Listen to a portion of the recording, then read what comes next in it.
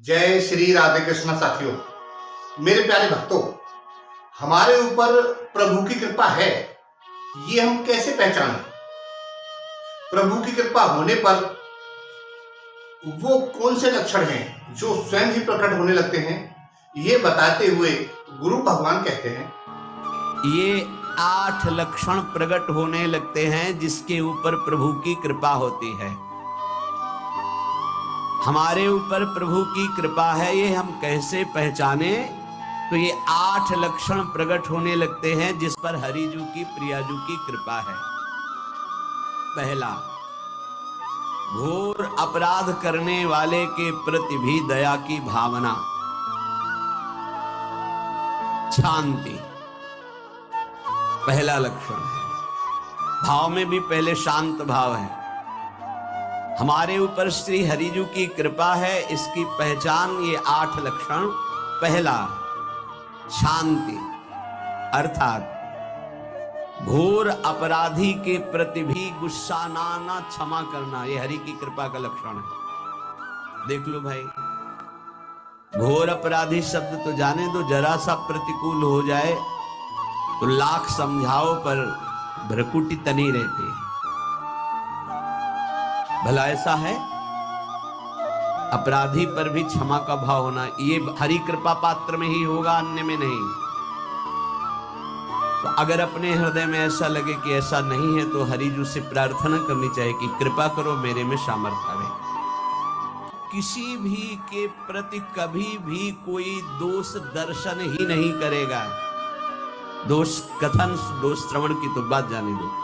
अनुसूया, दूसरों के गुणों में दोष ढूंढना ये नहीं होता, हरि कृपा पात्र में ये नहीं था। ये सब भजन के नाश करने वाले। जैसे पहला अपराधी पर क्रोध कर देना, तो माया ने भेजा इसीलिए था कि तुम्हारे साथ व्यवहार ऐसा करे कि तुम क्रोध करो। क्रोध करोगे तुम्हारी ऊर्जा शक्ति नष्ट हो जाएगी, अध्यात्म में जो चलने की थी। और कहीं तुमने संकल्प कर लिया तो भजन शक्ति नष्ट हो जाएगी। तो अगर भजन बल है तो गया, जरूर उसको दंड मिलेगा, पक्का मिलेगा, 100% मिलेगा, लेकिन आप खाली हो गए। ना भजन करने की वृत्ति रहेगी और ना भजन रहेगा, दोनों बात। अनुसूया, किसी के सद्गुणों में दोष देखना, गुणों में दोष ढूंढना, ये हरि कृपा पात्र में नहीं होता। ये बहुत मंगलमयी बातें हैं जिससे हमारा भजन मार्ग पुष्ट होता है। तीसरा, वो बाहर से और भीतर से पवित्र रहता है, हरि कृपा पात्र। शौचाचार का ज्ञान होना चाहिए, वस्त्र आपके पवित्र होने चाहिए, ये बाहरी जल रज आदि के द्वारा बाहरी पवित्रता। और निष्कपटता, निश्चलता, सत्य भाव, ये अंदर की पवित्रता है। अगर कपट है, छल है, असत्य है तो हृदय मलिन रहता है। भीतर और बाहर से पवित्र रहना, इसमें खास बात क्या है? भीतर और बाहर से पवित्र रहने में, भीतर और बाहर से सदैव पवित्र कौन रह सकता है? तो बोले जो पुंडरीकाक्ष भगवान श्री हरि का प्रियाजू का स्मरण करता रहता है, वो शवायाभ्यंतर शुचि, वो बाह्य और अभ्यंतर दोनों से पावन रहता है। तीसरी जो कृपा का लक्षण है, अर्थात वो सदैव भगवत चिंतन परायण, शौचाचार का पालन करने वाला, बाहर और भीतर से हरि कृपा पात्र पवित्र रहता है। चौथा, ऐसे कार्यों का अनुष्ठान न करे जिनमें हमारा भजन छूटता है, जिनमें सत्य छूटता है, जिनमें भगवत भाव छूटता है। जैसे आपके ऊपर कृपा हुई, आप भगवत मार्ग में चल रहे हैं, अब आप ऐसे संसारिक कार्यों का अनुष्ठान कर रहे हैं जिनमें आपकी चित्तवृत्ति बिल्कुल भगवत विमुख हो रही, तो जीवन का लाभ क्या होगा? लाभ तो है भगवत स्मरण से ही। कल एक ने प्रश्न किया कि मैं खाता तो नहीं लेकिन मांस की दुकान में मांस बेचता हूं, होटल है, क्या उचित है? ये उचित कैसे हो सकता है? तुम और भी तो व्यापार कर सकते हो। जरूरी है धर्म का पालन करने की इच्छा करते हो, धर्म आचरण करते हो, ऐसा नहीं। तो विरत बहुकर्मा, उन कर्मों से हमें विरत रहना है जो हमारे धर्म के विरुद्ध है, जो भजन के विरुद्ध है। हरि कृपा पात्र ऐसे कर्मों का अनुष्ठान कर ही नहीं सकता।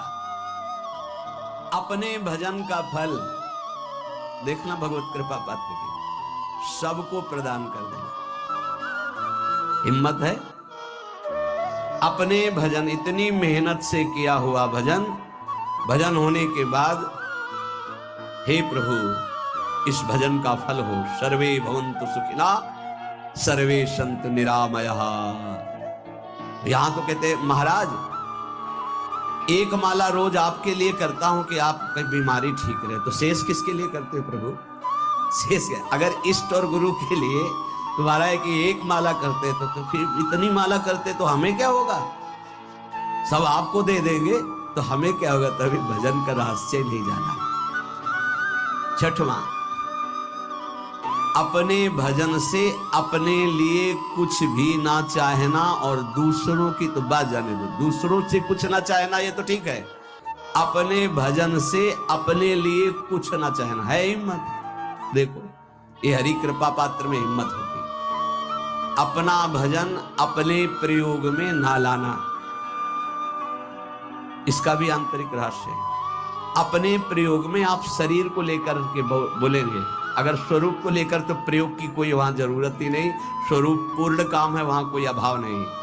जब आप कोई भाव अपने लिए करेंगे तो देह भाव होगा, देह भाव से किसी विषय की मांग होगी। विषय पूर्ति भजन का फल नहीं होता, भजन का फल होता विषय निवृत्ति। बहुत जोर की बात है, कैसे समझो? अपने भजन का भी फल अपने लिए नहीं, दूसरों से कुछ चाह रखना तो बात ही जाने दो, भजन से भी कोई अन्य सुख की चाह नहीं। क्या चाहिए? भजन ही बनता रहे, भजन का फल भजन बनता रहे, खूब निरंतर जप करते रहे।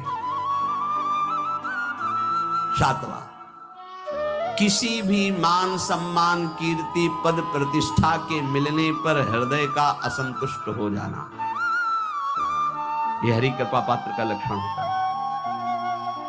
प्रणाम नमस्कार जय हो तो हृदय में असंतुष्ट हो जाना चाहिए, कोई किंचन मात्र अभिमान न उदय हो जाए। प्रभु बचाओ, ये माया की चकाचौंध से बचा लो नाथ।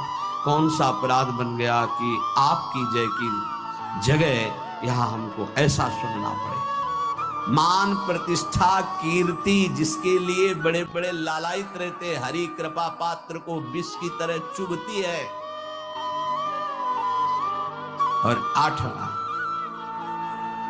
किसी भी प्राणी समुदाय से संबंध ना रखते हुए सब पर दया की भावना, सब पर कृपा की भावना, सब पर करुणा मैत्री पर किसी से ममता नहीं। ये सूत्र बहुत व्यवहार में प्रयोग करने योग्य है। सबसे करुणा और मैत्री पर किसी से ममता नहीं। करुणा तो करी भरत जी ने, मैत्री भी की मृग से, पर ममता रहित नहीं रहे। ममता कर ली तो अगला जन्म हिरण का, ममता नहीं रखी। निर्ममो निरहंकारा, करुणा मैत्री तो करनी है, जैसे इसमें आदेश गीता में जी आदेश है, अद्वेष्टा सर्वभूतान मैत्रः करुणैव च, पर निर्ममो निरहंकारा, ये साधक की चतुरता है। प्राणी मात्र पर दया कृपा करुणा मैत्री, पर ममता नहीं। ममता किसी से, और यहां करुणा मैत्री ये तो गायब हो गई, केवल ममता रह गई है। अपने शरीर से ममता, शरीर संबंधियों से ममता, विषय भोगों से ममता, यही जहर है।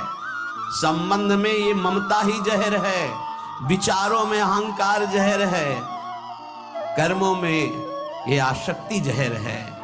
इसी जहर को मिटा दे तो जीवन मुक्त महापुरुष कर्म करते हुए, विषय सेवन करते हुए, वार्ता करते हुए, विचार करते हुए बिल्कुल जहर रहित तो उसका जीवन हो गया।